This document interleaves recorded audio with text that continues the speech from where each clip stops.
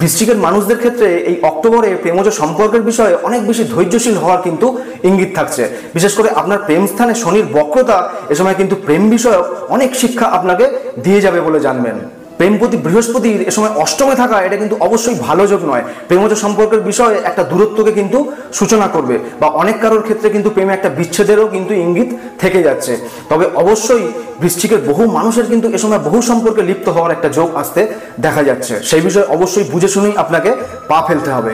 শনি কিন্তু এই সময় আপনার পঞ্চম স্থানে বসে আপনাকে পরীক্ষা নেবে, তাই আপনি আপনার সঠিক সম্পর্কটি বেছে নিয়ে সেই সম্পর্ক দিয়ে কিন্তু লয়াল থাকার চেষ্টা করবেন। নাহলে বৃথা সম্পর্ক যদি আপনি গড়েন তাহলে সেই বৃথা সম্পর্কগুলো বা বহু সম্পর্ক এ সময় কিন্তু শনি আপনার ক্ষেত্রে নাশ করবে বলেই জানা যাচ্ছে। দাম্পত্যের ক্ষেত্রে দাম্পত্যপতি শুক্র এ সময় অশুভ অবস্থায় থাকায় দাম্পত্য জীবনে কিন্তু লয়ালিটি মেনটেন করে চলা এ সময় বৃশ্চিকের মানুষদের সম্ভব হবে না।